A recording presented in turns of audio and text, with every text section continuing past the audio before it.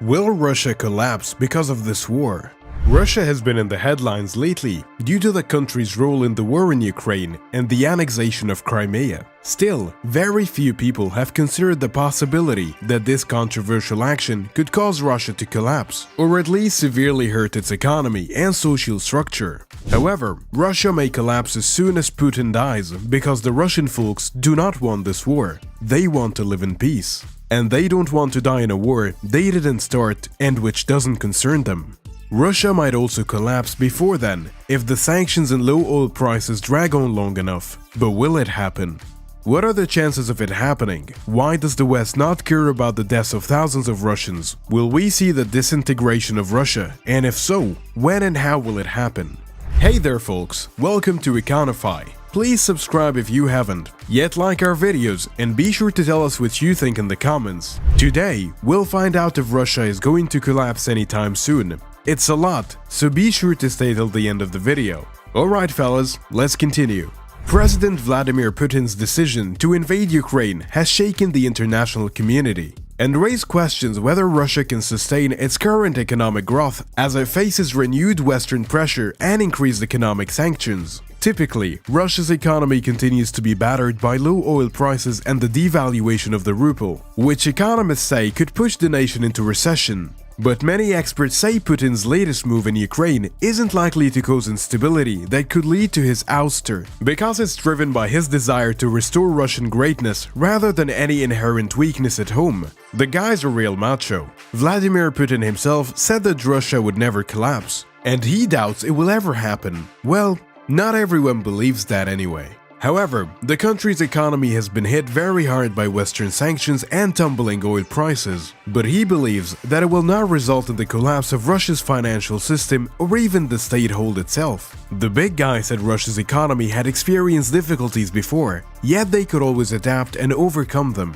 Well, speaking from history, there have always been periods when economy encountered problems, including the 2008 crisis. However, Russia being the largest country in the world requires more energy resources than any other nation, and now Russia's involvement in Ukraine has raised concerns that an oil supply disruption could be on the horizon and ultimately spell the end on Putin's reign as president of Russia. These concerns have sent Russia's stocks plummeting and have increased global gas prices by at least a whopping 15%. This begs the question, will Russia collapse because of this war? Russia has been in an economic crisis which caused a monetary collapse. And it's hard to say for sure, but it does seem like the country is headed in that direction, which would be disastrous not only for Russia, but the world as well. The economy is already weakening, which could be the final blow. Russia also had sanctions imposed on them, limiting its trade with Europe, which relies heavily on Russian gas imports. And it seems like Putin will take down his own country before he lets someone else do it first. More so, Russia relies heavily on oil export for its economic stability, and reduced prices are a significant reason for decreased economic activity. Oil prices plummeted, and as a result, the ruble dropped by 60% against the dollar. Furthermore, Russia's economy has contracted by 4.5% and is forecasted to contract by an additional 3% this year. Well, you could say they've got double trouble, because the combination of low oil prices and increased international sanctions will likely lead to further economic contractions and increased unemployment rates that could trigger political unrest. Because of the way political power is distributed in Russia, there are no plausible alternatives to Putin. Part of this is deliberate. The guy has built the state in his image, making him inextricably linked to any critical issue concerning Russian society and statehood. Big Vlad is Russia's star in all but name, avoiding an imperial title but still behaving in line with its tenets. However, there is no patrilineal succession plan in place, and no one in his increasingly small circle of semi-trusted countries quickly jumps out as a substitute. So it's impossible to foresee a successor who can command respect and wield power enough to reconcile the warring Kremlin cliques, factions Putin nurtured to ensure their weakness and continuous devotion. So why is Russia on the decline? Russia is on the decline because of its war with Ukraine, its declining population and shrinking economy, and its mismanagement of the country. The consequences of this war are significant. Up to 1 million refugees have fled from eastern Ukraine, approximately 6,500 people have been killed, and almost 10% of the population has been displaced from their homes. and it seems unlikely that any society can absorb such losses without further decay. Indeed, even if the crisis subsides and some stability is achieved, millions of Ukrainians will remain hostile towards Russia. The end for Russia is here, because the war with Ukraine is at the end of its rope. The country has had Russia in slow decline for years, and now it is teetering the edge, ready to collapse under the weight of sanctions and mismanagement. Whatever course Putin chooses, Russia's future is no longer bright.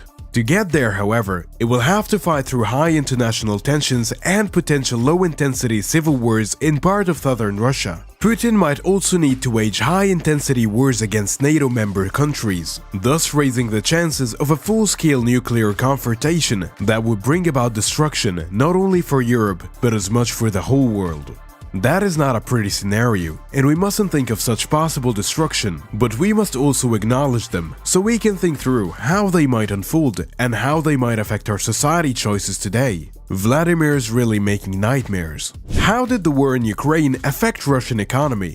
In addition to the sanctions imposed on Russia by the West, there have been other effects on the Russian economy that have risen dramatically. It was mainly because of the weak ruble and the lack of competition in the market. It was also due to the government subsidies for food and energy, which were cut back sharply as oil prices fell. Relations between Russia and the West have become increasingly tense in recent months following Russia's annexation and its continued military intervention in eastern Ukraine. Russia has also conducted proactive exercises, and its relationship with NATO is at one of its lowest points. There are also indications that Russia may not be able to pay its debts and could face financial collapse or default. However, with more than 3,500 people killed on the ongoing war between Russia and the Ukrainian armed forces, Russia's relationship with Ukraine will have long-standing consequences. Both within Russia and abroad, Russia is facing an uprising within its borders over the role of President Putin. Russia feels the effects of sanctions imposed by the Western countries as a punishment for their military intervention in Ukraine. The US and EU have announced sanctions on companies with ties to Putin and economic sanctions that limit access to capital markets and technologies. This has caused a rapid devaluation of the ruble, which lost 40% of its value against the dollar last year alone. Inflation rates reaching 12% and 1 million Russians living below the poverty line. What's more, Russia is also experiencing an economic recession, as growth rates had fallen from 3% before sanctions were introduced to -2%. All these factors point toward an imminent collapse of the Russian economy. It is predicted that if the current trends continue, Russia could go bankrupt within 2 years. Furthermore, when some one-time sources of foreign currency, such as gas exports, are factored out, there are not many other options left for the country, because it does not produce enough food or services to trade abroad. Therefore, further economic sanctions could be enough to push this nation into bankruptcy. If this happens, it will be yet another example where America's geopolitical interests came into play. Russia's economy is in a bad state. It was hit hard by falling oil prices, and its dependency on the energy sector has left it vulnerable to fluctuations in the market. The country's dependence on its currency for transaction also means it would be more difficult for the government to cut open if inflation worsens. Alright fellas, we've come to the end of this video. So, what do you think of it? Do you think this war will end anytime soon? Will Russia give up on its match request to see Ukraine finished?